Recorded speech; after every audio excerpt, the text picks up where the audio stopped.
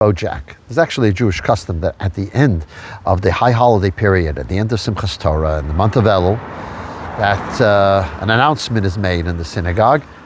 The Yaakov holach l'darkei, now Jacob, went on his way. After all the holidays and everything that we are, so to speak, in a state of closeness to God and in a spiritual environment, now we get back into regular life. And some people waited till after the entire month of Tishrei, the entire month of the holidays, to make that announcement, which means this coming Shabbat, this portion of Noach, is when they would do so. Now, but when we go back into normal life, we have to remember we don't go alone, we go with Hashem.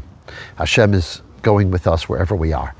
And I talked about this fascinatingly on Tuesday night this week. I had a class speaking about the fact that Hashem is always with us, and He's in everything that we're involved with, and therefore there's a purpose and a reason for places we go. And I share the following powerful stories, and I'd like to share it with you, and come back to something that happened to me personally, literally the next day. So first of all, I share the story of the Rebbe Rashab, the 5th Chabad Rebbe, who a chassid of his came to him and said he's a watchmaker and he has no parnas, he has no way of making money in his village where he lives because there's so many watchmakers, but he hears at a place in Siberia, near Siberia, where there are no other watchmakers. He wants to go move there and make a living. The Rebbe said to him, sure, go, and he gave him a blessing, he'll do well. He goes there, and indeed he's the only watchmaker, and so he starts working, and the work is coming in one after another, and he has no time for anything else. He's day and night working as this watchmaker and making good parnasa, making good money. After about a year, he comes back to the Rebbe. The Rebbe says, how's it going? Thank God, business is doing really well.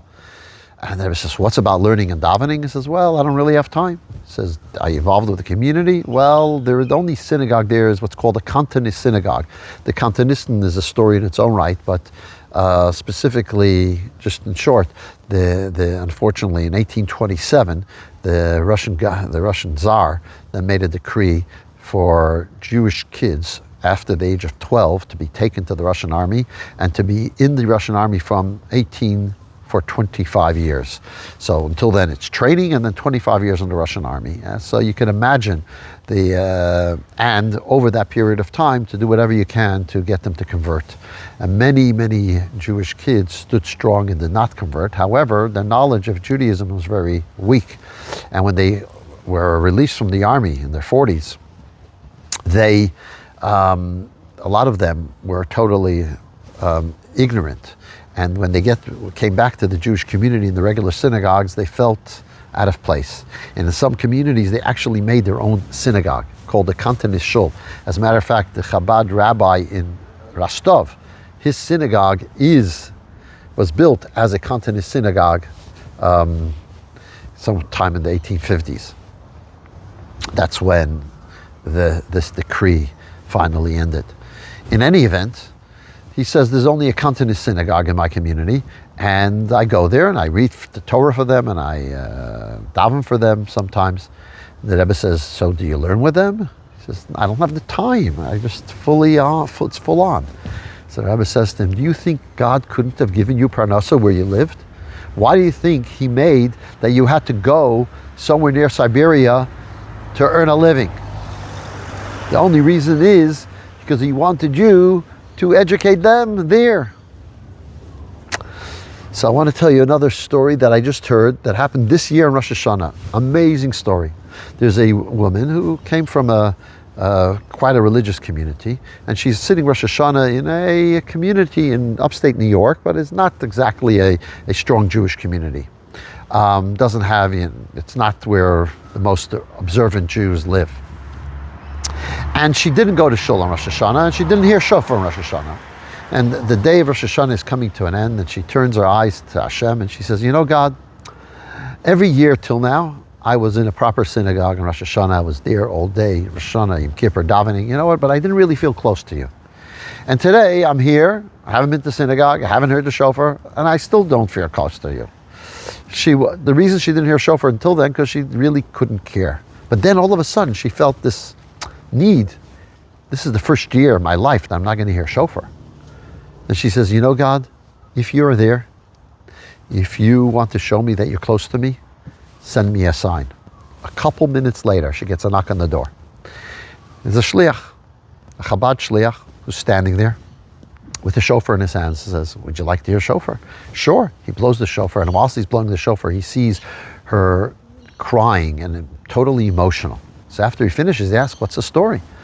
So she tells him, just a few minutes ago, I was just speaking to God to send me a sign that he's there, that he's close to me, and you arrive. So then the shliach says, wow, you see this boy who's with me? It's my little son. He's autistic.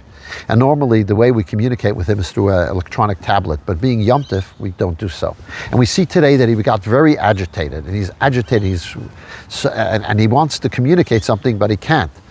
So we opened the siddur, and he pointed to a few words in the siddur that made up the word shlichut, shlichus, which means being an emissary, doing what an emissary is meant to do on Rosh Hashanah in the afternoon. What's a Chabad emissary meant to do Rosh Hashanah? To make sure Jews hear shofar.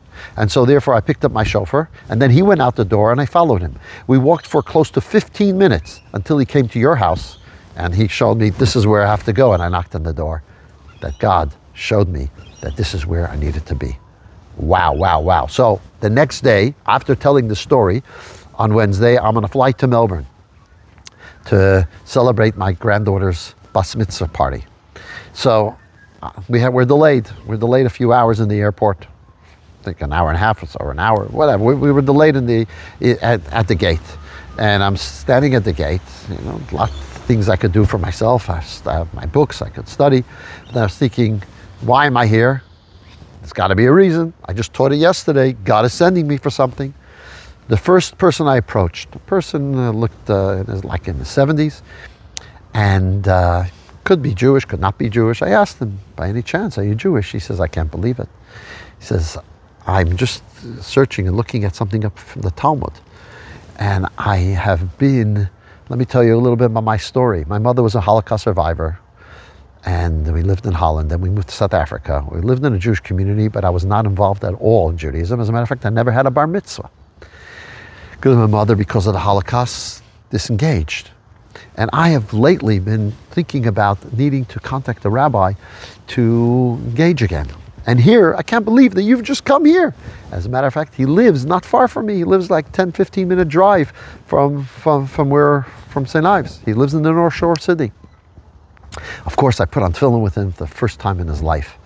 And he was so grateful and so ecstatic about the fact that I happened to be there for him just when he felt he needed it. My friends, that's what it means to hit the road. We hit the road, but we hit the road and we realize that Hashem is taking us wherever we go. Wherever we go, there is a mission and a purpose. You could sit back and just do whatever, or think, why did God send me here? There must be a mission. As a matter of fact, the next day when I came back to Sydney, again I went down the aisle of the plane, and I asked a gentleman if he was Jewish, if he'd like to put on tefillin. He says, yes. You know what? Okay. We went to the back of the plane. I put on tefillin with him. He actually grew up in the North Shore. He lives in the eastern suburbs now, but his parents are still in St. Ives. So here was Hashem sending us on a mission. When you go somewhere, always have this perspective in mind. Hashem is putting you there for a mission and a purpose, and you can create such magical moments. Good Shabbos.